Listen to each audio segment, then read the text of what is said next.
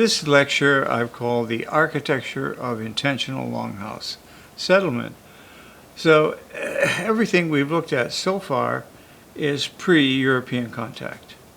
This is pure Iroquoian and other native architecture and narrative, starting with creation. Creation existed before Europe, and we're getting into the point where we've been through the dark period of Iroquoian culture, and the recovery out of the dark period, the great law of peace, which we could have spent the whole course on the great law of peace if we took it piece by piece. But we moved on through it, and now we're in the place where we're building the Longhouse again.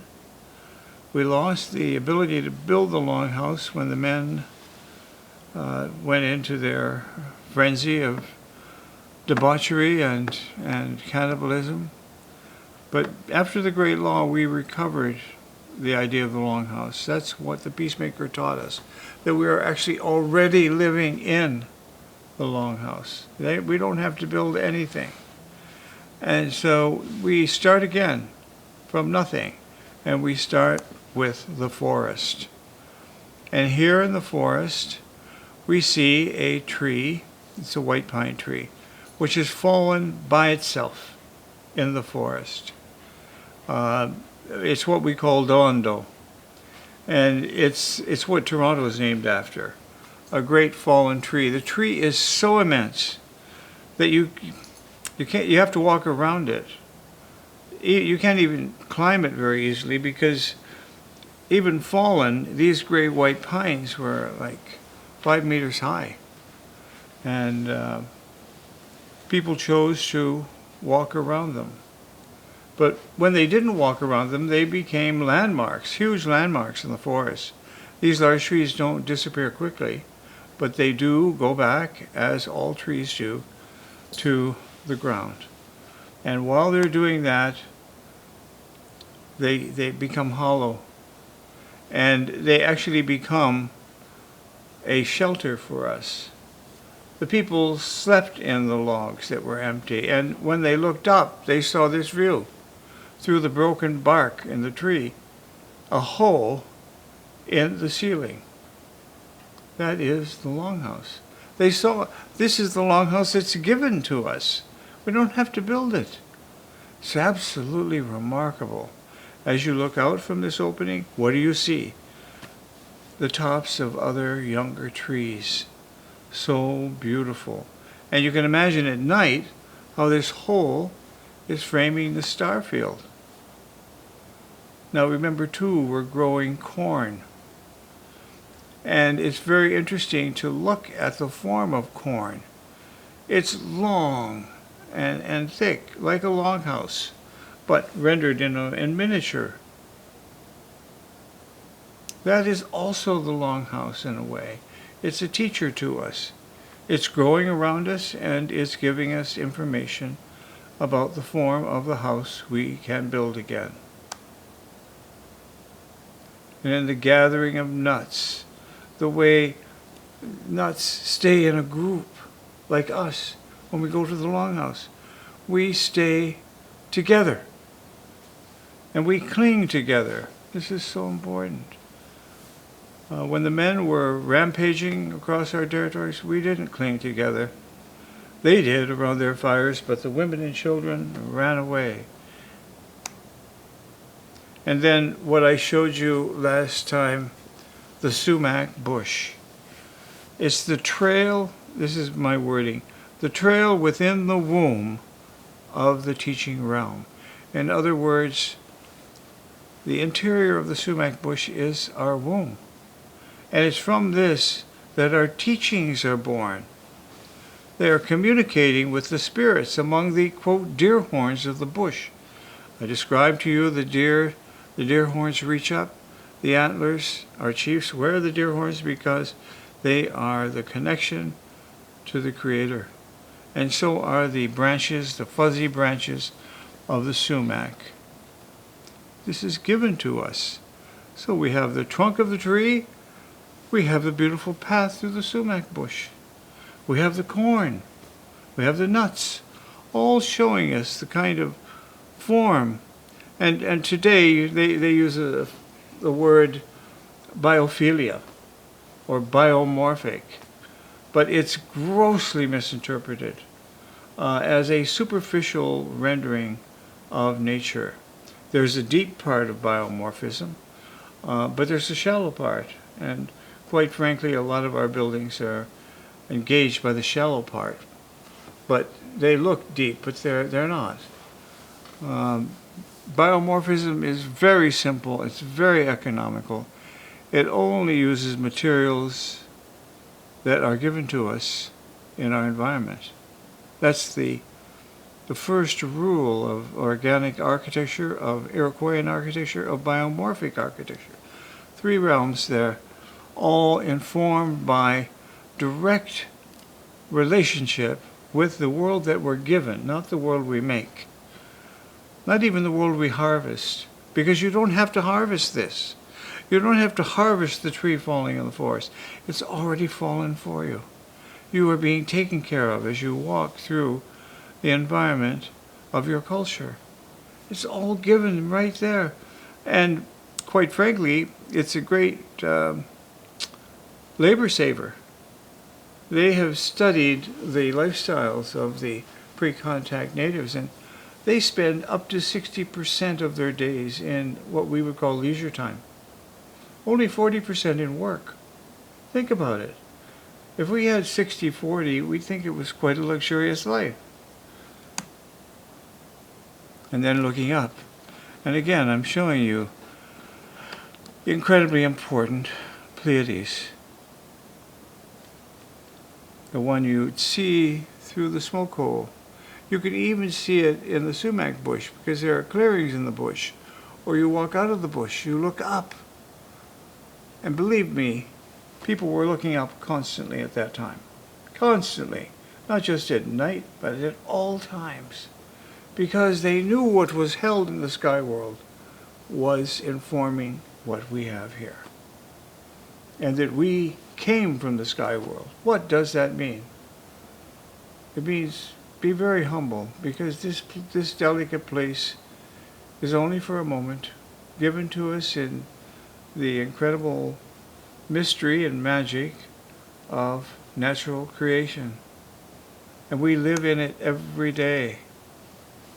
Now this is the wampum which we were instructed to make by the peacemaker to represent our longhouse.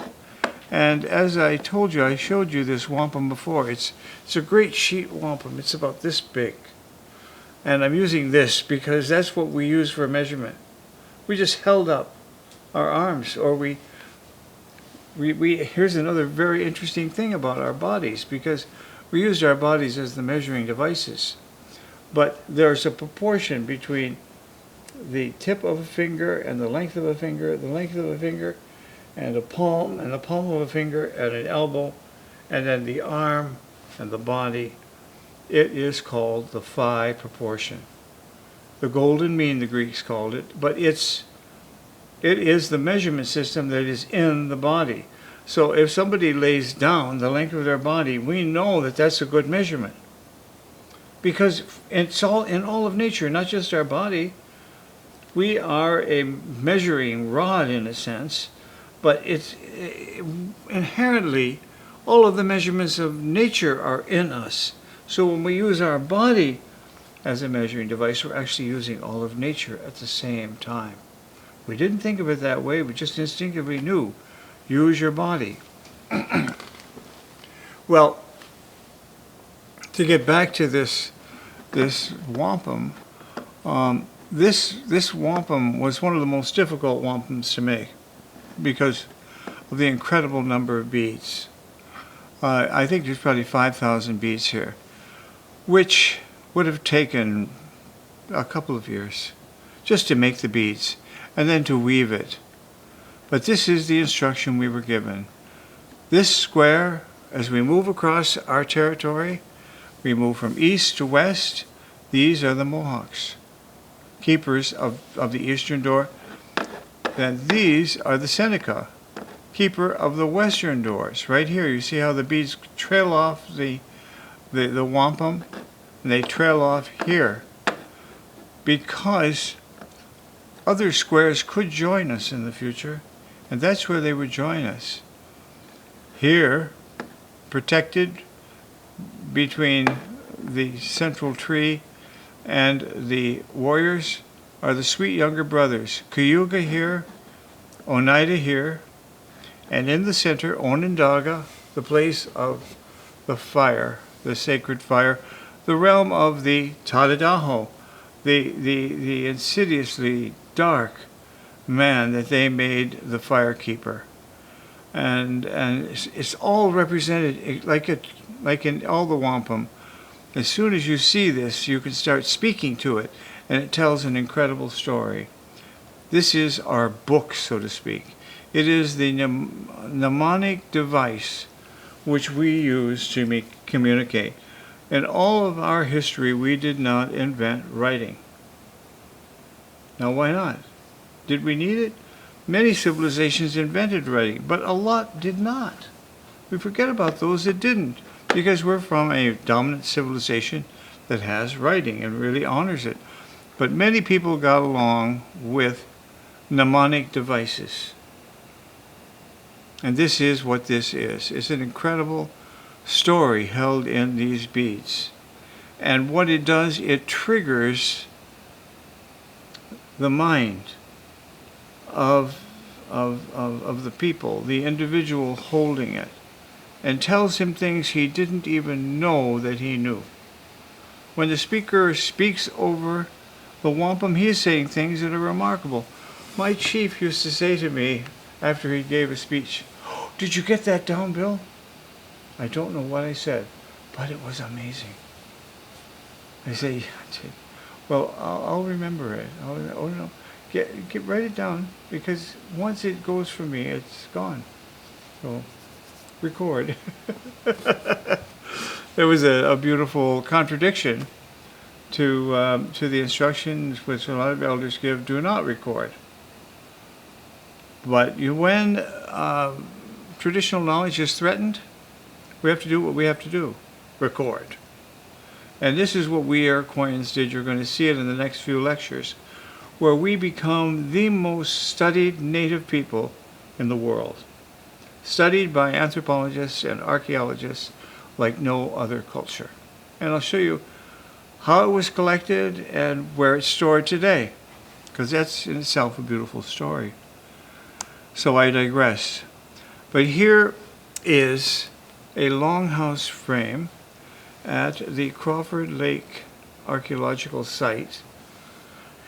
It's a site that I like to take this class to if it was possible. We may be able to go virtually, but it's closed because of the pandemic right now. I have to get special permission. But this is the framework of the Longhouse before they put the bark on it. And I just want you to notice how sophisticated this is as a truss. It comes up, and then it's held in the middle by a beam going the whole length of the house. It's bent naturally. These pieces are taken from the forest. They have to take a certain size branch because they need it to bend. It has to be very stiff at the bottom, and as it comes up, we bend it. But we can't bend it so far we break it. It ruins the truss. So it has to be a certain size so they can take it up here and then tie it. But to hold it properly in place, they have to have some horizontal members, like one here. And because we don't want to take up the whole space with horizontal members, we put in a vertical column here and a vertical column there, over here. And then off that vertical column, more members of the truss to support the walls in intermediate places. Now these walls have to carry tremendous wind load. These are great walls against which the wind will come. Also snow. You can imagine the snow would build up here. It would build up on the top of this, and the weight of it, because snow is extremely heavy, could threaten the structure quite easily. We don't want it collapsing in the winter. Now, when you look at this, and it's rendered, in rhythm down the whole length of the longhouse, the space from this truss to the next one is one body length, because this is essentially a bed. The actual sleeping part of the bed is here at the lower level. We don't sleep on the ground for obvious reasons. I mean, because there are a lot of critters and things at the ground level. So we want to be away from the ground. We also want to have space for storage. And usually there's a second shelf over the bed for personal items as well.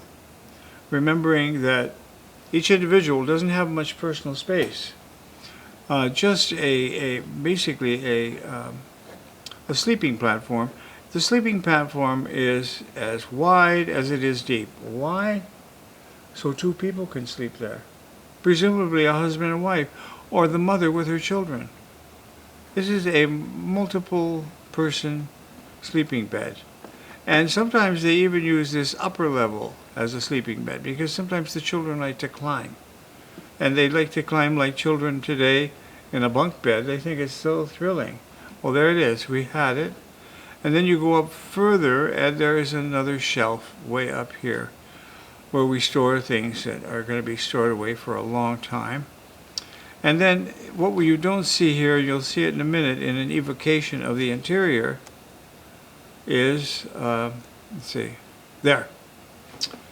There you see an occupied longhouse reproduction with another variation on the truss system. Now, you've got to remember, these are creative people.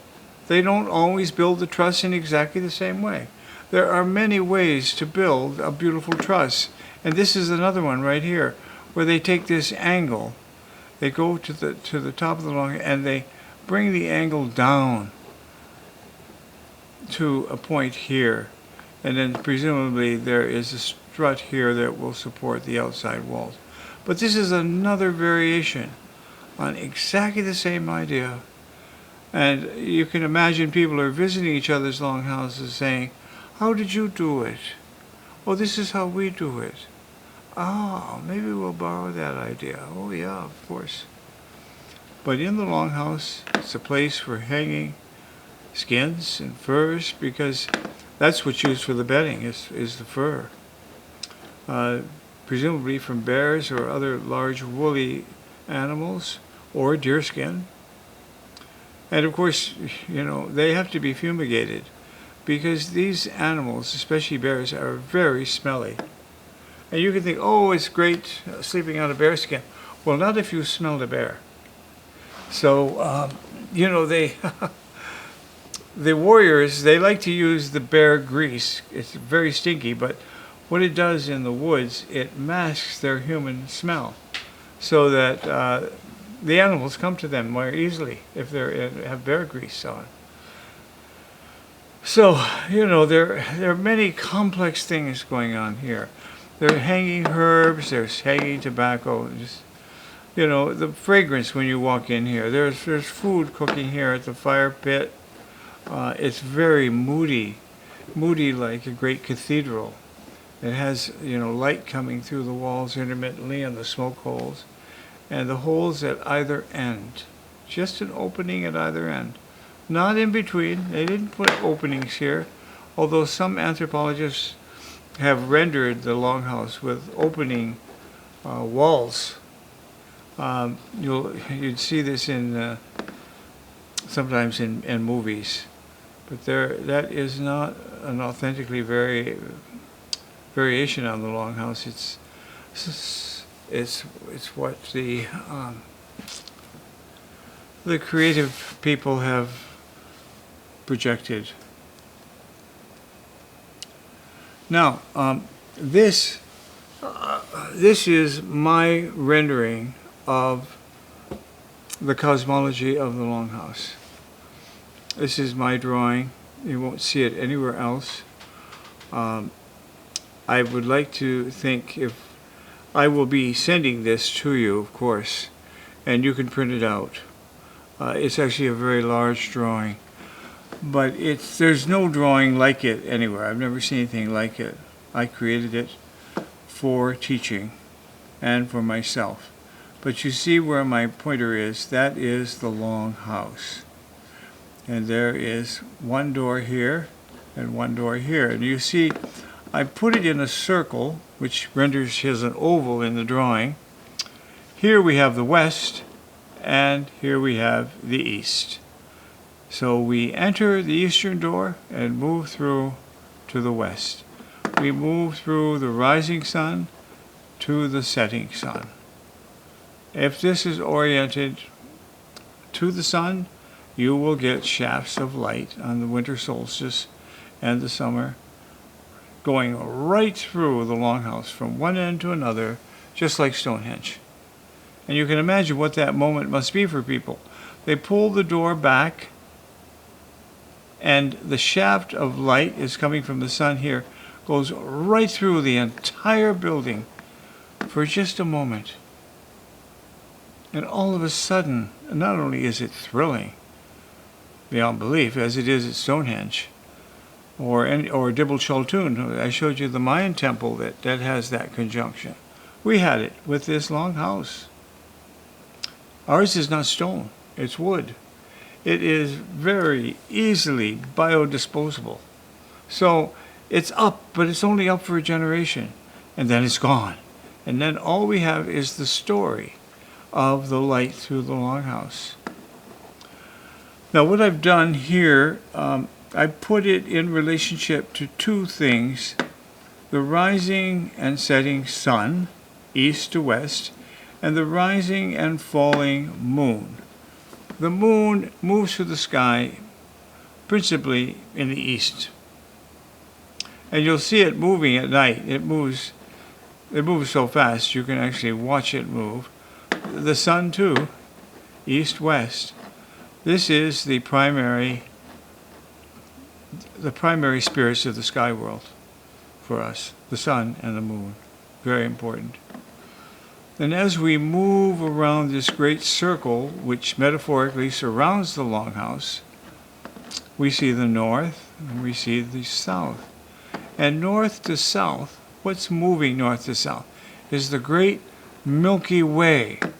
This is so important in the night sky. It's absolutely astounding on a dark night to see the shafts of light falling in an arch from one side of the sky to another.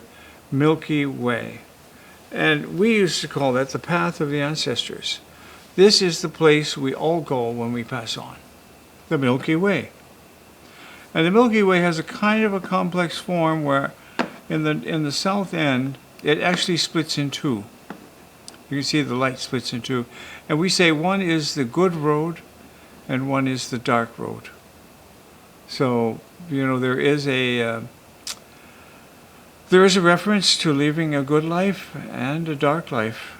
And you will, as they say in the Great Law, you will not go to the Creator if you're not honest and you don't live a good life. So we have a very strong morality, which might surprise a lot of people. It's a stricter morality than Christianity. It's a stricter morality than Muslim. It demands of you absolute integrity and good mind. And those people are so rare, even in our culture, that we honor them beyond belief. Here's another little aside about the good and the bad, which I'm diverting because this teaching is so important. When children are born, some children are born with the placenta still around them. We consider that an amazing moment. And when they remove it, we say, oh, that child, we have to place them in a bed of downy eagle feathers. they can't touch the ground for 1 year, because these are going to be an advanced wisdom keeper. It could be a woman or a man. They call it the down-fended children. My chief was a down-fended boy. And we didn't make much of it, but they knew when he was born that he was destined to be the wisdom keeper. Trying to say, this is the place of birth. Now, what I don't show here is that off the side of the Longhouse are lodges that are sort of subterranean. We'll talk about them a little bit, but this is very important because in these subterranean lodges, they had the childbirth, or they had a place for sickness, or for sweat lodges for wisdom. So all along the edge of the Longhouse, there would be little doors that would go down to a subterranean place. This is a very new discovery, only discovered in 1970. There was never any talk about this because people did not understand the richness of the Longhouse form. And now they're beginning to. And here I'm showing it to you, how profoundly rich it is, because you'll often see it just as a primitive hut rendered in an archaeological museum. That is not good enough. I say it's not good enough because the whole setting for the Longhouse is amazing. You see, I have a staff here.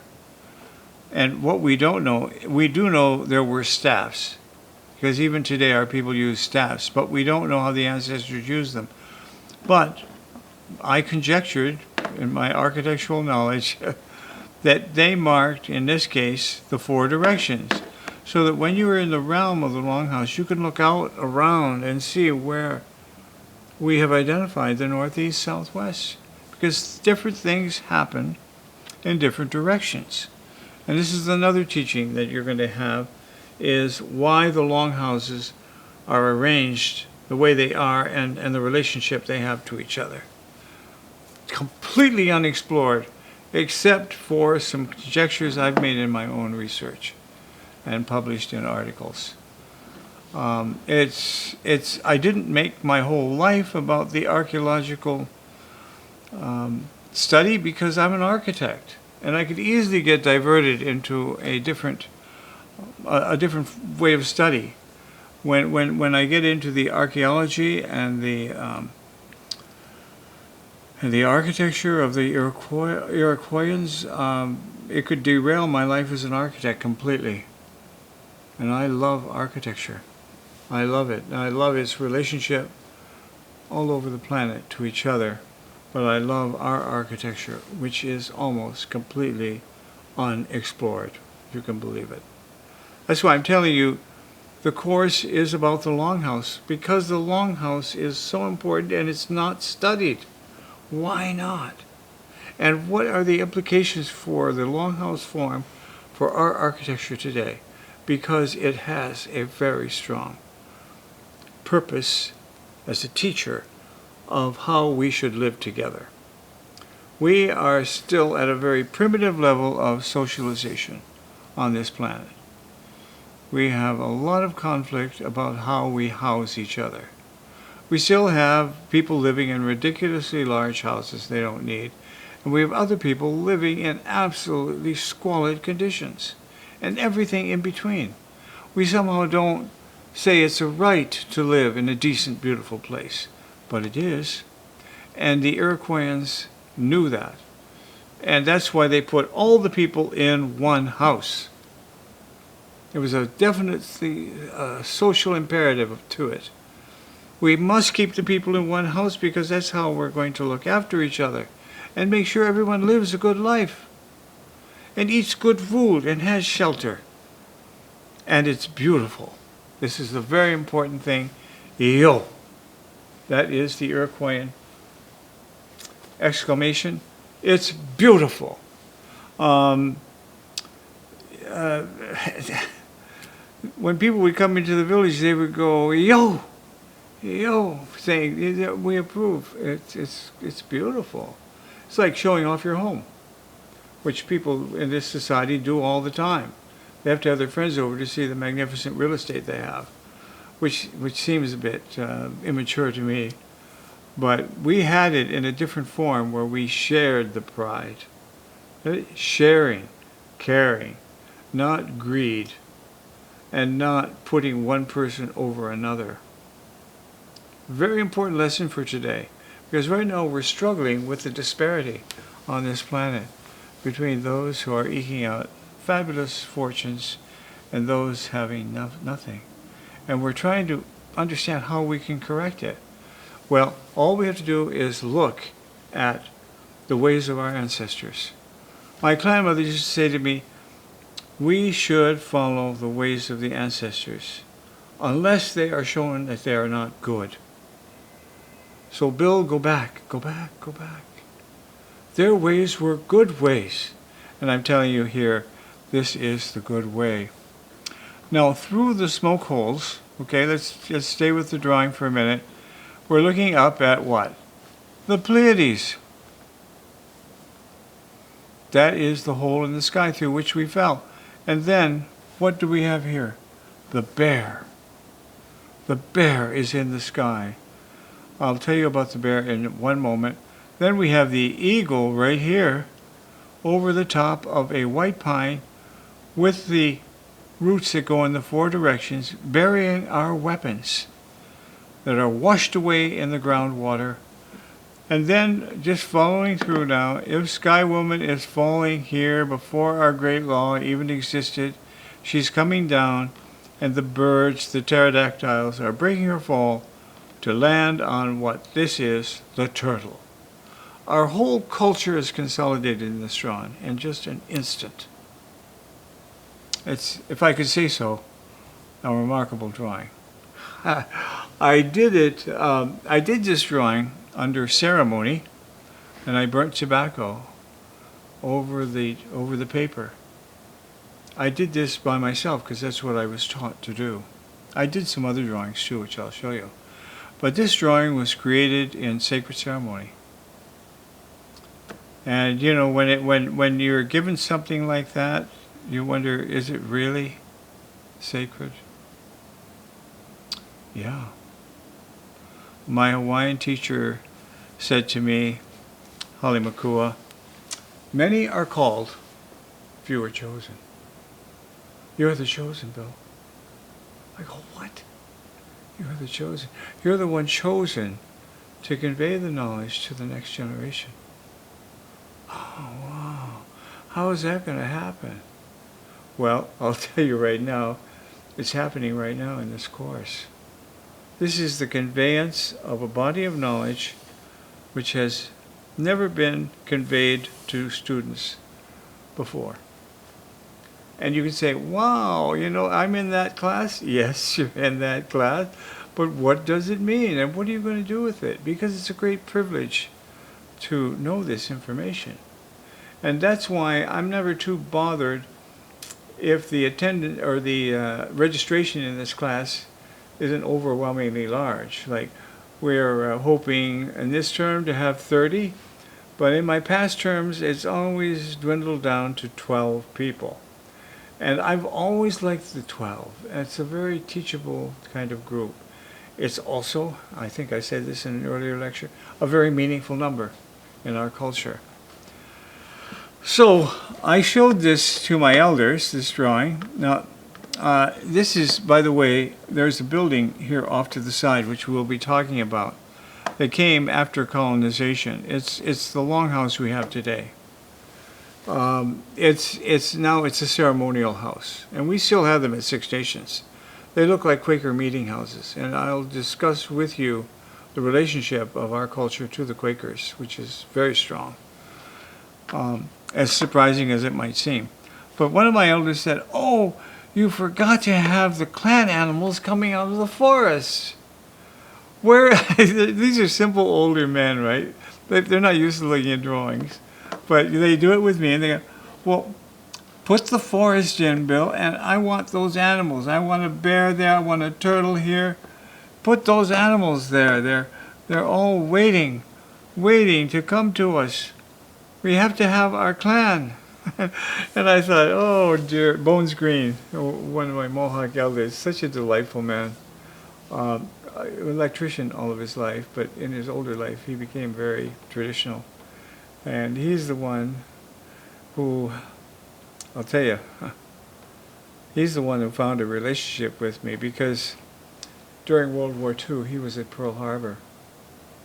And guess what? He was at Pearl Harbor with two of my uncles who were holed up in a barracks because they were Indians. It was a Saturday night and they wouldn't allow Indians to go out and drink. So they couldn't go out. They had to stay home in the barracks.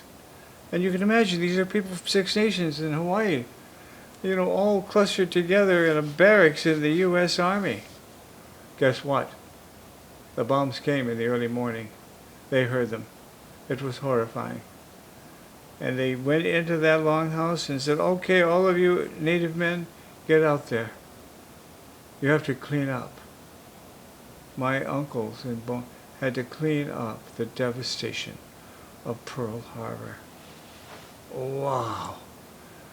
And I'm at Six Nations, just a few miles from here, and we're going over this drawing, and he's telling me the story of Pearl Harbor. I go, God, this world is incredibly mystical. I mean, the way things weave together. But I do know I'm in the right place, because here's my dear teacher, Bones Green, who is friends of my uncle Bill and Jack, and now I'm at Six Nations, and I'm William Woodworth, Lawanoguas, and I'm here to learn, and then ultimately to teach.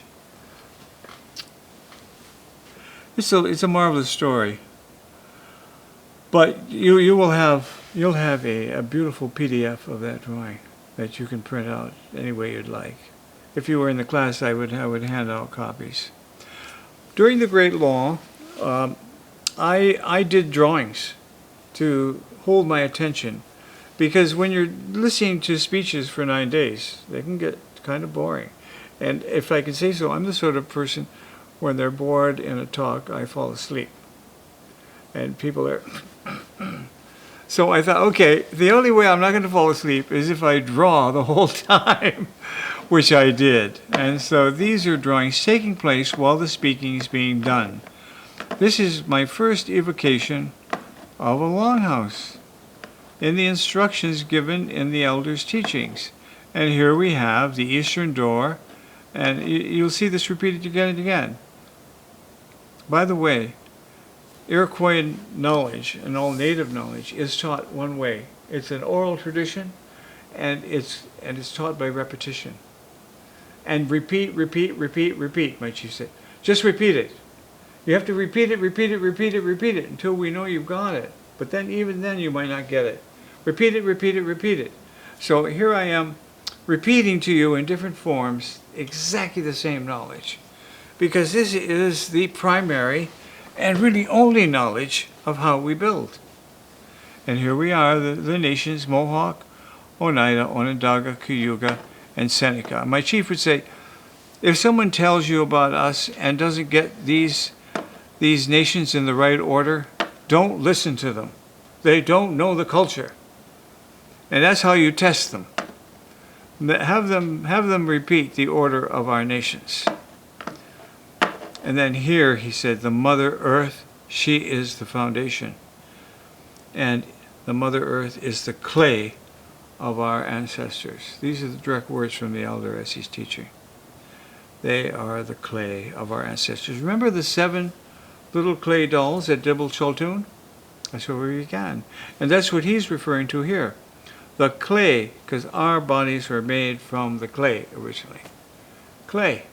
Little dolls, really, that were, again, animated in creation through a magical process. And we've already looked at this beautiful interior. We're going to see other interiors soon. Now, okay, we're getting to a moment when the Europeans start coming. And who were the first Europeans to come? Well, to Canada, it's very, very, very simple. Cartier and Champlain. Cartier came first, 1635. And the first city to be founded here in North America. First is Strathcona, Quebec City. Quebec City is the oldest city in North America. The Americans like to think it's St. Augustine because they want to have the oldest this and the oldest that. St. Augustine was founded by the Spaniards a little bit after Quebec City. So when the French would come over, they would come down the beautiful St. Lawrence. Stunning river. Unlike anything else. It makes the Mississippi look like a muddy stream.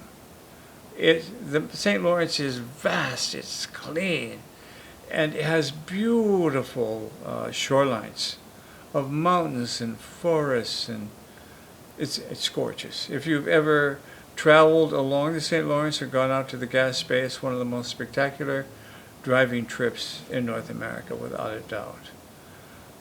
But it's not like going on Highway 1 in California with all sorts of funky restaurants and posh spas and so forth. No.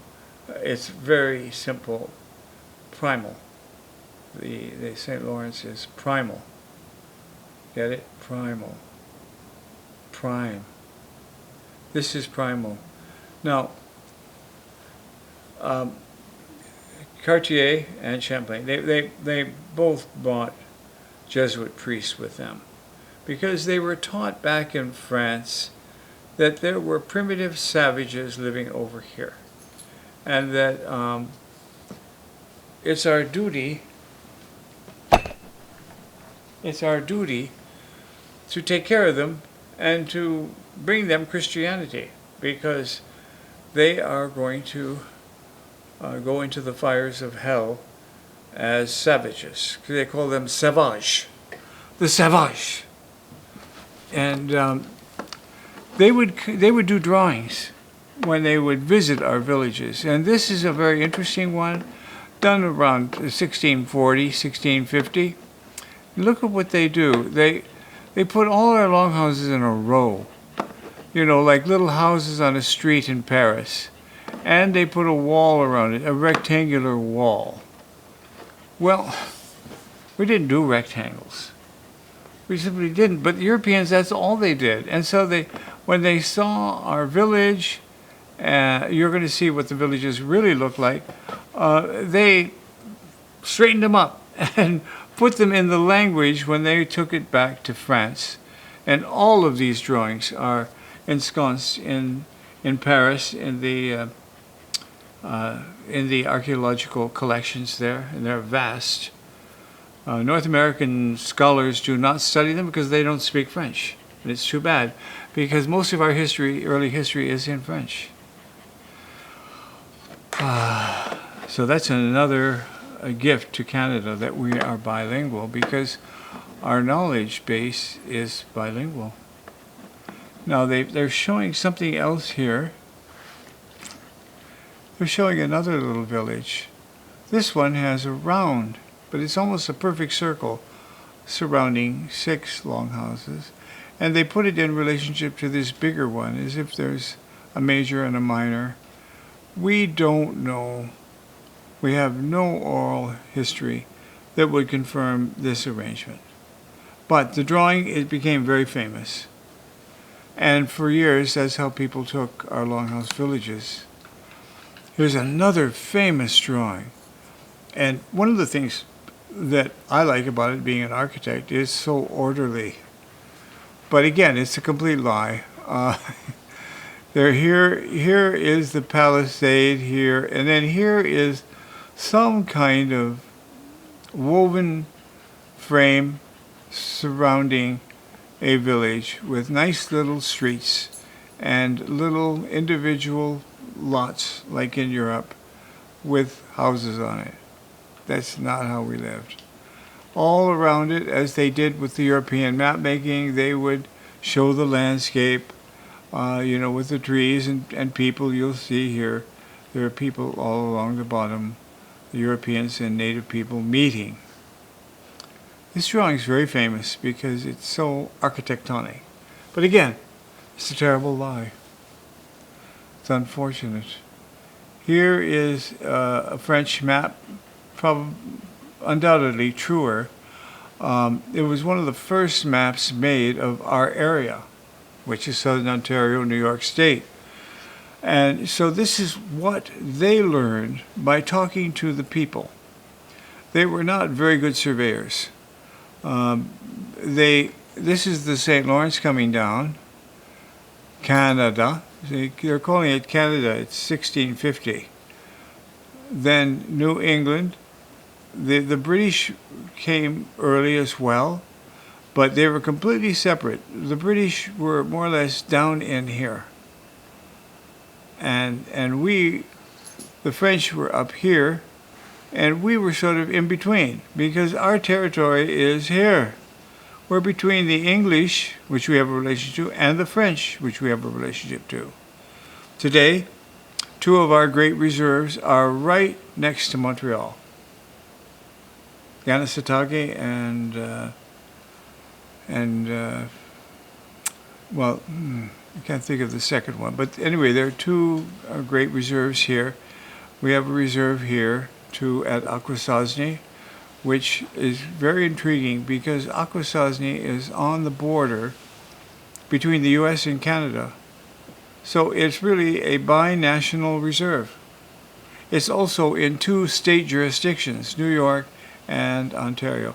And you can believe it throws the authorities, makes them crazy with the complexity of our occupation of that piece of land. We love Akwesasne because it breaks all the boundaries. However, when here you are on a native reserve called Akwesasne, and let's say you want to visit your grandmother, and she's on the New York side, and you're living on the Ontario side.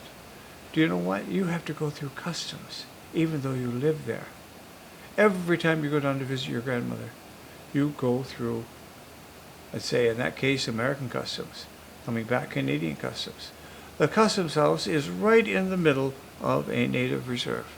This is madness, but they keep it because it's a flashpoint of the erasure of boundaries for Native people, because we didn't have boundaries when this map was made. There were no countries.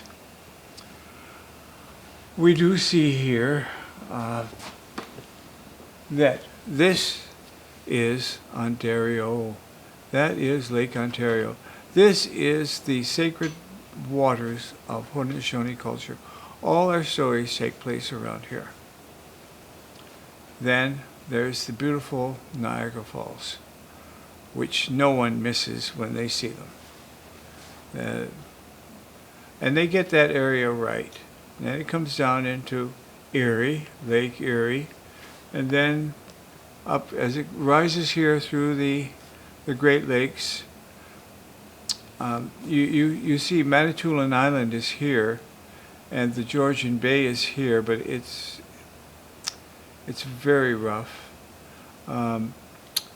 The Jesuits, they came up the Gatineau River, which is a beautiful river. Ottawa is here, and it comes down, and then they have to portage, and then they take a river system down here, and there's a lot of portages. That's why they call this area the carrying place, because they have to portage so much. But then eventually they get onto a river that heads right down to where Toronto is today. It's called the Humber River today, and it's a beautiful story. There's a young man who was traveling with the Jesuits who is kind of a renegade, and he likes Indians, but he's French, and he wants to go and live with them in his boyhood fantasy. So he escapes. By himself, he's in a canoe, and he comes down that Humber River and meets. This is the first meeting in Toronto between a white person and Native at what's called Tiegon. We'll talk about it later. But that is a great Seneca village. And they greet him, and they actually adopt him. Etienne Brûlé. Today there's a park there called the Etienne Brûlé Park, which no one knows much about because Torontonians take no interest in the French whatsoever. They're very anti-Quebec. And so unfortunately, the French-speaking population in Toronto is often sidelined in their conversation, but I worked with them because I knew they knew the real old story. And they're lovely people. And they have great respect for Native people, the French, because this is a long history. This is a history that goes back over 400 years. So that's just a little bit of description that we're looking here. But here, way back then, look what this says. The 5 nations. The 5 nations. We were there at the beginning. And they knew we were called the 5 nations. They didn't know the Great Law, but we did, and we told them that we were brought together in one Longhouse, and they remembered it, and they put it on their map. This is incredible. So this map says an awful lot about our relationship, native and non-native, and about the first encounters between native and non-native people, because we didn't keep maps. We didn't even keep records of our confrontations with Europeans. We didn't, except we held it in certain wampums. A lot of our wampum belts at this time, we don't know the interpretation of them. We have them, but we don't know what they mean. It's kind of sad. It's kind of scary, too. But here is the actual on der E.O. And this is the watershed of Lake Ontario. The watershed. Beautiful. There's no boundary between the U.S. and Canada here. This is the true watershed. That lake exists in a realm of its own. Not U.S. and Canada, but firmly in the centerpiece of Iroquoian culture on der E.O. I say that, I like saying it because, it's a beautiful thing. It means beautiful waters. And the beautiful waters that have a beautiful mind, and they're beautiful to look at, and they have a wonderful spirit on der E.O. Okay, we switch gears a little bit. We're going to now come to Cambridge here. And we're going to look at an Iroquoian village that they found here about 25 years ago. Right here on Myers Road, just up the road here, Water Street, Myers Road, is where the Tim Hortons is, if you know the city. And it rises off of the Grand River to a plateau. And it's on that plateau that they found the village. Now, this is an interesting village because it was studied for so long, and they were able to use radioisotopes to determine the age of each of the longhouses and their position. This site has quite a few longhouses on it, but some of them are older than others, and we know that they existed at different times. So this is a very important case study. It's one I carried out. This is the native interpretation of an archaeological site. This is actually the first one ever done. I hate to say it, but I was doing my research at a seminal point in archaeology, and I happened to be working with some of the finest archaeologists in Ontario, and they gave me the reports, and they showed me what happened here. And I said, listen, I think I know what happened in this village over time. I think I know. I think I know because I'm going to put together our great law with this village and see what I can see there.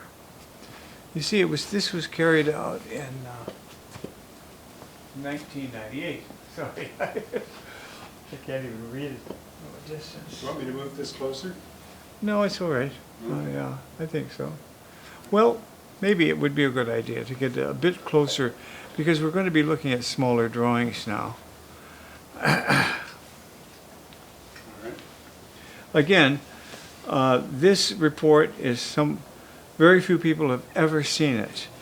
So you're very privileged to be privy to this kind of indigenous research.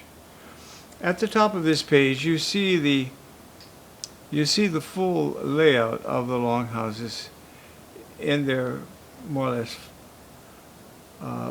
full form.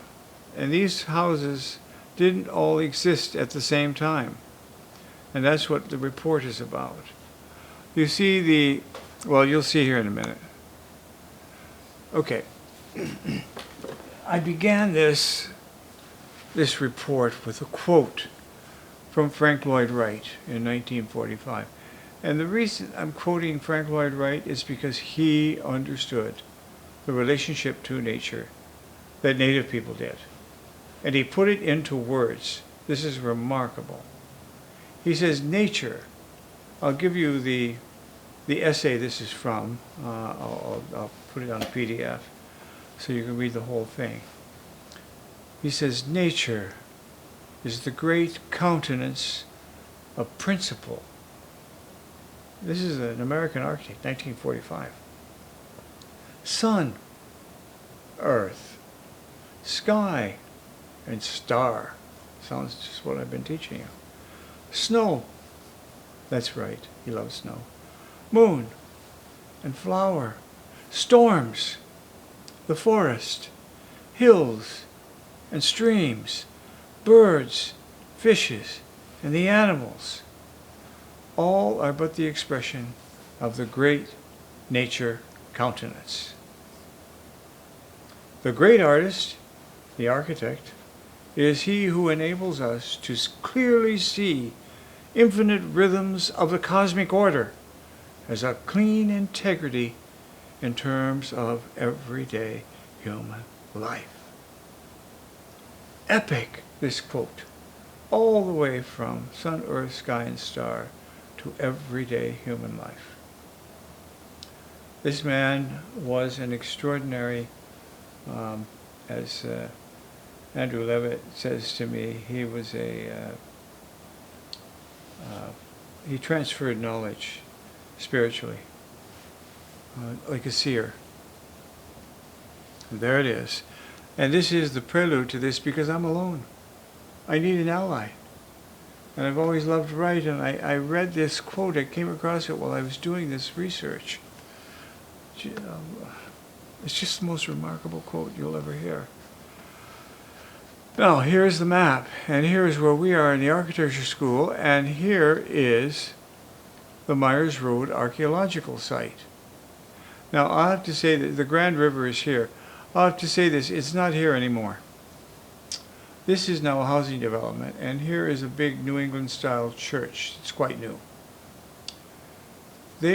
After they were finished doing the archaeological examination and doing the recording of it, which the archaeologists do in a beautiful way, they bulldozed the whole thing out of existence.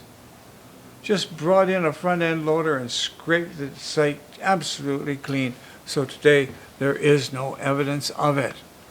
So in a way, this is secret knowledge, only held in an archaeological report and my paper.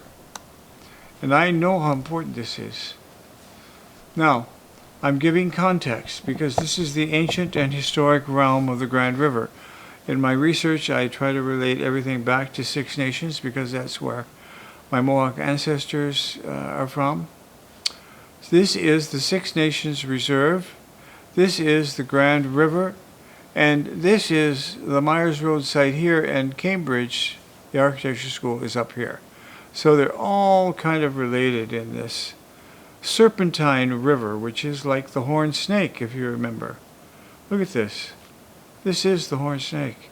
And it comes around here, and right here in Brantford, Ontario, 1785, is the first Mohawk village.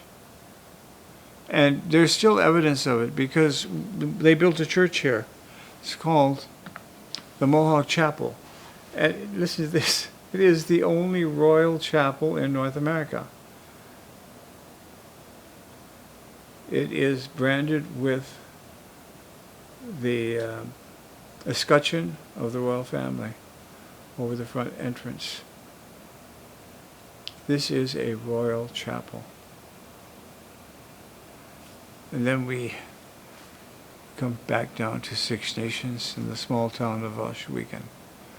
So that's the big context. I call it the nature of the ancient and historic realm of the Grand River. Now here,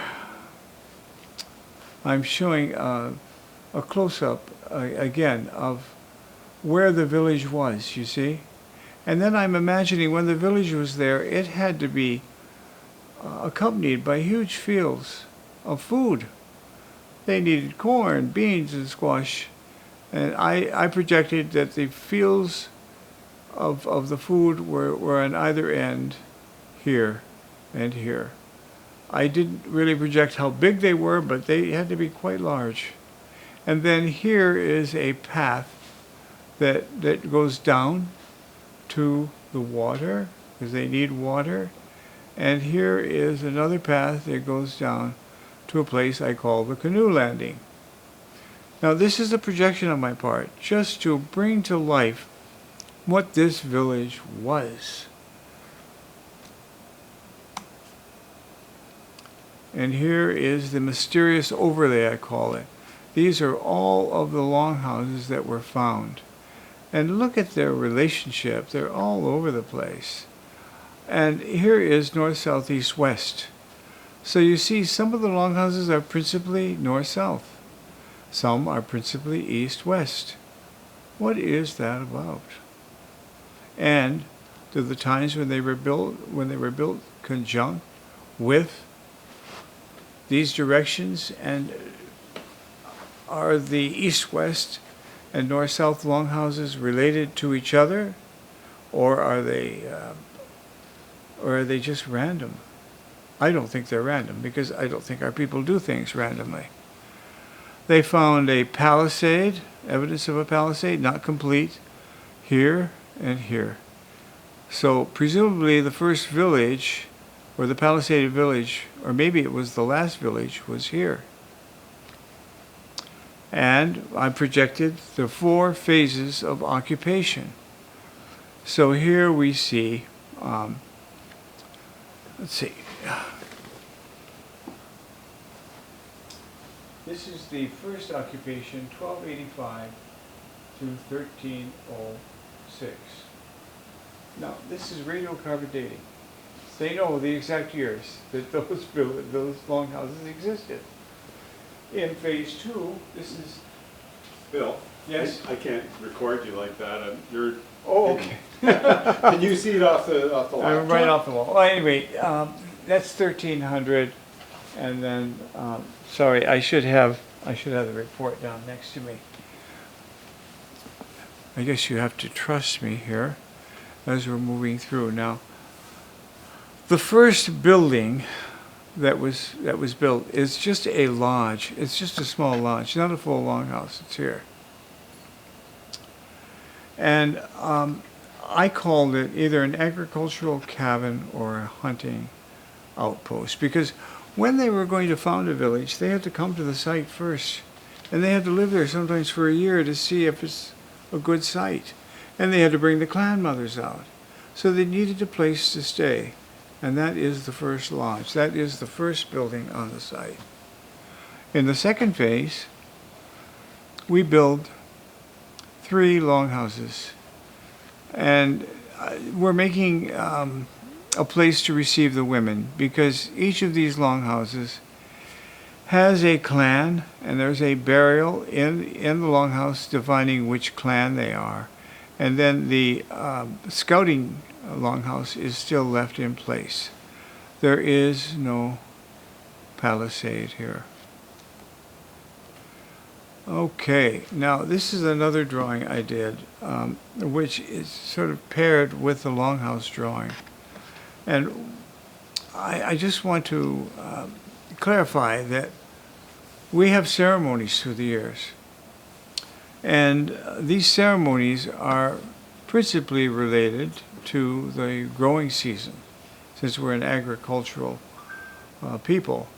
In the center of this circle, they are going to say is the sun. North, east, or west, east, and south.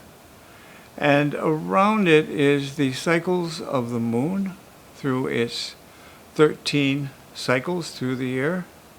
So you see it there. And then the length of days. As you come here, right here, very short days, the moon, the Pleiades, and as you move through the seasons, through here, the days are getting longer, and we have the different foods coming into being, the corn and so forth, and beans, squash. Then through the year, we also celebrate some of our societies, like the Adui Society. I'm not going into great detail right here, but you see the days are very long this time of the year that we're in, and then they get shorter again. And then we go into our harvest festival, and boom, we're back here, which we call the midwinter, and it's a time of our biggest ceremony.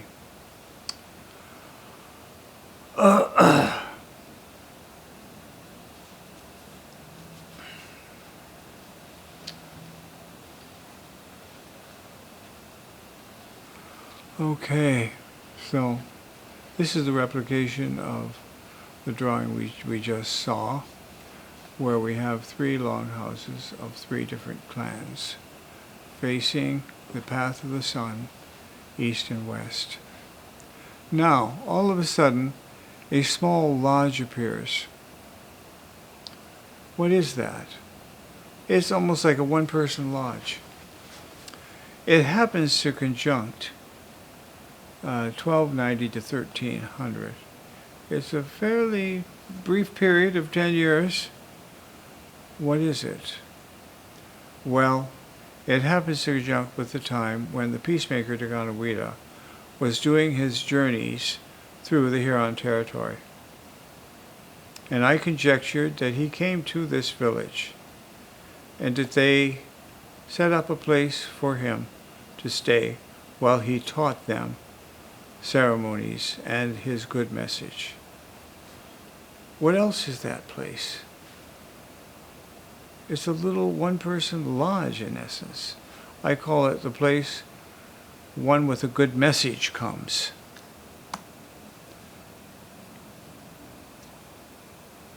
You see it's repeated here in map 6 and then map 7. He's given them their message, and guess what? They build entirely new longhouses in a palisade. 4 of them. And you notice that they are oriented basically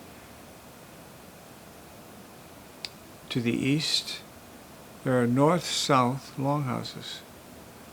Women love the north-south longhouse because they can actually go to the door of the longhouse and watch the path of the moon. Whereas over on the left you have a set of longhouses that follow the sun.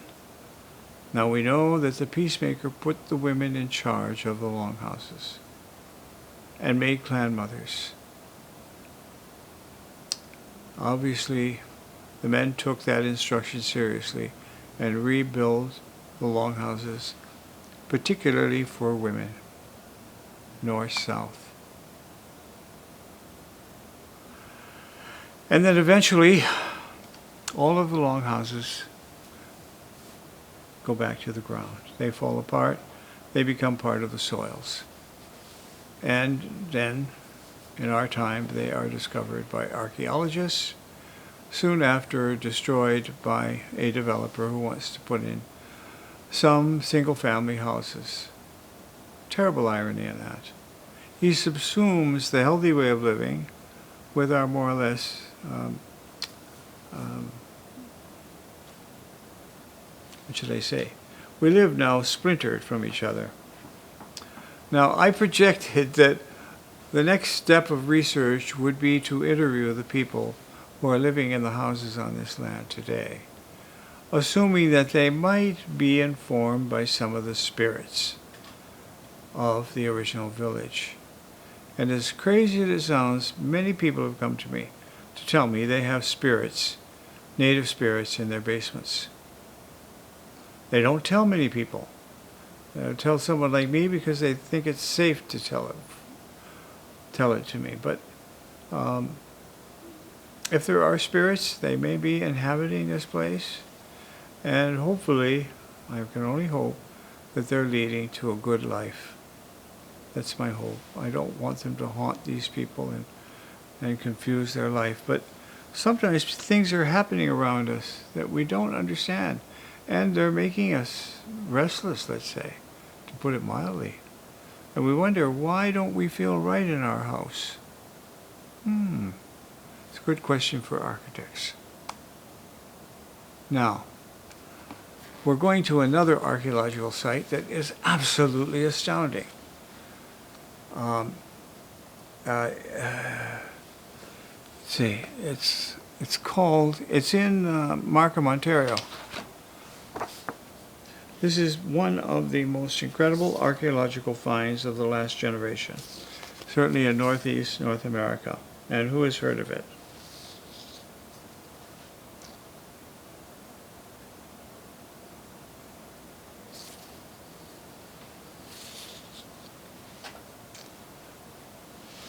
This is called the Mantle Site. And when the archaeologists began finding this, they called me up and said, "Oh, come out here, Bill. We have found something absolutely without precedent. A village outside of Markham that had 75 longhouses. 75? So if you look over to my sketch on the left, I looked at the orientation of them and saw if I could kind of put together a narrative here, like the one I did at Myers Road. And it proved to be a daunting process, at which I was not successful. But that doesn't demean the spectacular presence of this finding. Absolutely, this should have been major news, but it wasn't. And the reason being is archaeologists have to be very careful, because, if you can believe it, we're in a colonized world. When they find an archaeological site, you have these people that follow the news and think, oh, there could be treasure there. There could be silver. There could even be gold. We're going to go out there and hunt for it. And we're going to take whatever things we find, bones, anything. And they go out there in the night, and they scavenger the site and take their stuff home, and sometimes we never hear from them, except that we know the site's been, quote, disturbed. Just want to show you that, because what we're dealing with is an occupation of a landscape by cultures which are profoundly urban. These are not primitive villages. This is urbanity of a high order. And here we see it rendered. This is another site here in Ontario called the Draper site. And this is the sketch projection of what the Draper site looked like when it was fully occupied. There are only maybe 30 longhouses here. So it's smaller than the one I just showed you, but it's very famous. I call it Longhouse urbanity. Now, we just slip back for a moment to the Parthenon on the Acropolis. And I want you to just note the relationship of the temples to each other. They have been studied with an inch of their life for their orientation, and nobody has been able to make sense of it. And the reason being is that we are not in the indigenous mind of the Greeks. A recent book called The Parthenon Enigma, written by an American woman who is from one of the East Coast schools like Bryn Mawr. She has written the most amazing book about the natural setting of the Parthenon and its occupation through time, interpreting the frieze sculptures as more or less enactments of human sacrifice, and conducted by the women. And the archaeologists are so offended by this, they'd like to discredit her, but she's an amazing researcher and her arguments. The book was only done maybe 5 years ago. It has changed our whole perspective on the relationship of nature to these buildings. Her first chapter is like that quote from Wright. It's a paean to the natural world of the Acropolis. Before there was night lighting, when people, worshipped at streams, because there are streams coming out of the Acropolis all around its perimeter, and beautiful gardens with special plants in them, and we've ignored them completely. Architects and anthropologists just study the buildings. They do not study the context. It takes a woman to do that, and she did it beautifully. I show this because the Greeks are not much different than the Iroquoians. Not really. And we had a very structured body of knowledge and rules and guidelines like the Greeks did. But they were rendered differently because we're in a different ecological realm.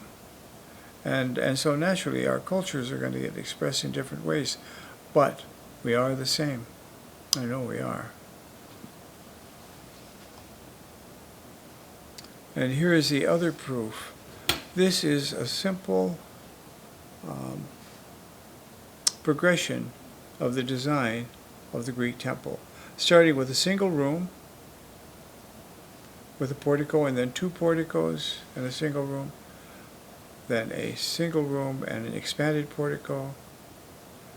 It goes on until we get to F.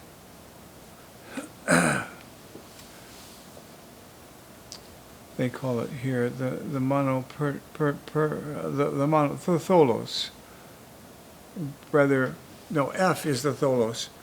They ended up doing round buildings from these great rectangular buildings.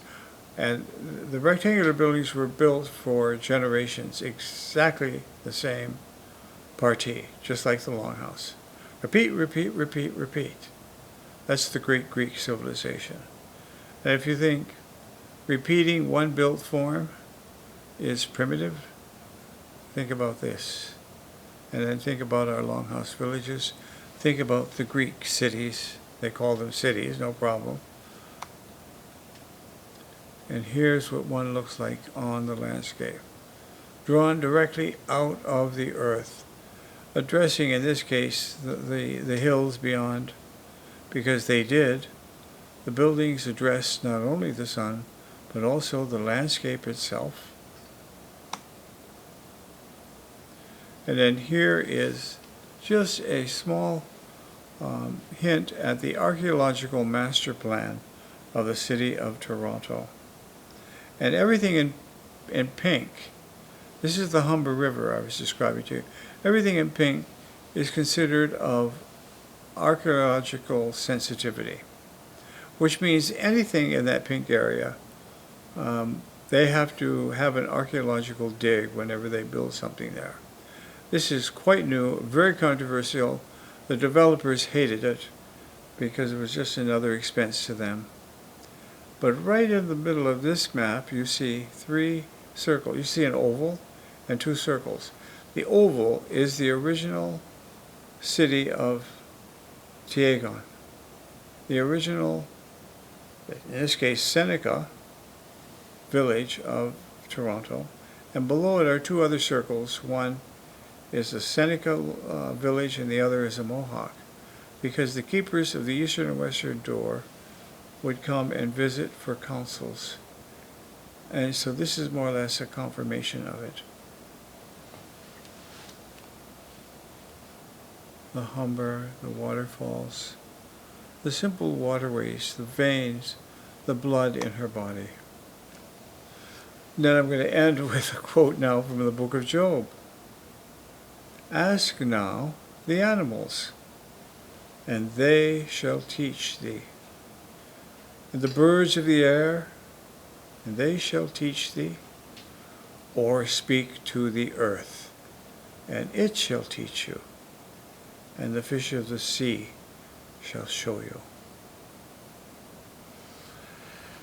Okay, so that concludes this exposure to the cosmology of the Longhouse, post Great Law of Peace, confirmed by Frank Lloyd Wright, confirmed by the Book of Job, confirmed by the Greeks.